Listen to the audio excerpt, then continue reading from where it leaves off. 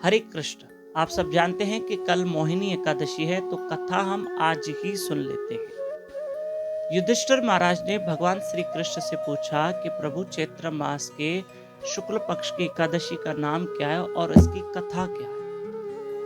भगवान श्री कृष्ण ने कहा, हे युधिष्ठिर महाराज, जो आपने आज प्रश्न किया है, एक दिन श्री राम ने, अर्थात कृष्ण कह रहे हैं, श्री राम ने अर्थात मैंने यही सवाल त्रेता युग में वशिष्ठ मुनि महाराज से किया था कि ऐसा कौन सा व्रत है जिस व्रत करने से जीव अपने पाप और दुख से मुक्त हो जाता है। तब वशिष्ठ मुनि महाराज जी ने श्री राम से कहा, प्रभु से कहा कि हे रामचंद्र, आपने जो ये प्रश्न पूछा है ये लोक कल्याण के लिए पूछा है, अन्यथा जीव का भला आपके नाम से ही हो जाता है। पर फिर भी जीव को एकादशी का व्रत करना चाहिए। ये वशिष्ठ मुनि महाराज ने श्री राम से कहा कि वैशाख मास के शुक्ल पक्ष की मोहिनी एकादशी का व्रत पालन करना चाहिए। और वशिष्ठ मुनि महाराज जी ने ये कथा बताई श्री रामचंद्र जी को, एवं श्री कृष्ण ने युधिष्ठिर महाराज को ये कथा बताई कि सरस्वती नदी के किनारे पर, तट पर एक बहुत सुंदर नगरी थी, जिस सुंदर नगरी में एक धनपाल नाम का धनी व्यक्ति रहता था। बहुत दान पुण्य करता था और भगवान विष्णु का भक्त था। उसके 5 पुत्र थे। सबसे छोटा पुत्र था धृष्ट बुद्धि।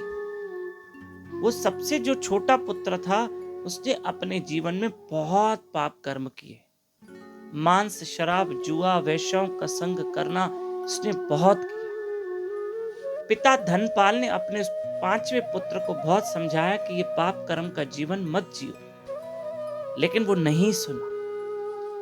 ऐसे में पिता ने इसको घर से निकाल दिया। परिजनों ने, रिश्तेदारों ने त्याग कर दिया। अब ये इसको घर से निकाल दिया तो ये पेट गुजरान कैसे करे, पेट पूर्ति कैसे करे, तो ये चोरी चकारी करने लगा और 1-2 बार राजा की पकड़ में आ गया, पर राजा ने छोड़ दिया कि ये धनपाल का पुत्र है, इसका पिता बड़ा महान और नेक दिल है। पर ये बार बार चोरी करता, तो एक बार राजा ने इसको कारागृह में बंद करके इसको दंड दिया था और फिर कारागृह से मुक्त करके कहा, चले जाओ यहां से। अब ये जंगल में जाके रहने लगा, तो खाए क्या, पैसे धन तो था नहीं, तो ये जानवरों का मांस काट के खाता था। लेकिन एक दिन आखिर वो बहुत दुखी हो गया। एक पेड़ के नीचे बैठा था शांत, तो वहीं से कौंडिन्य ऋषि निकले, जो गंगा स्नान करके आ रहे थे। कौंडिन्य ऋषि के जो, क्योंकि वे गंगा मैया में नहा के आ रहे थे, तो उनके शरीर पे भी गंगा जल लगा हुआ था, तो कुछ बूंदे जाके उस दृष्ट बुद्धि को लगी। ऋषि के शरीर के जल की कुछ बूंदें उस दृष्ट बुद्धि के ऊपर गिरी, तो उसके पाप समाप्त हो गए, उसका विवेक जागृत हो गया। वो ऋषि के चरणों में बैठ के रोने लगा कि जीवन में मैंने पाप किए, मैं कैसे मुक्त हो जाऊं। कौंडिन्य ऋषि ने कहा कि वैशाख मास के शुक्ल पक्ष की आप एकादशी, जो मोहिनी एकादशी है, उसका व्रत पालन करो। तुम अपने फिर समस्त पापों से मुक्त होकर ईश्वर के धाम चले जाओगे। ऐसा ही हुआ कि दृष्ट बुद्धि ने उस एकादशी का व्रत किया और फिर अपने सारे पाप कर्म से मुक्त होकर वो विमान में बैठ के भगवान के गोलोक धाम में चला गया। उसका भला हो गया।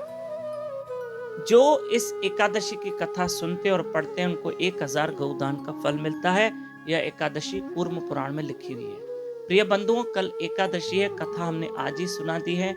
कल सुबह गुरुवार के दिन हमारे साथ एकादशी के दिन जल्दी उठिए प्लीज। सुबह 4:30 से 5:30 बजे ब्रह्म मुहूर्त में उठकर हमारे साथ जप करें, हरी कथा सुने, only on YouTube channel Damodar Das में। जहां तक बच्चों के बाल संस्कार मंदिर, हमने शाम को 6 दिन लिए थे, पर वो सिर्फ हम 3 दिन ही ले पाए हैं, सोमवार, मंगलवार, बुधवार। गुरुवार, शुक्रवार, शनिवार बाल संस्कार मंदिर लाइव नहीं होगी।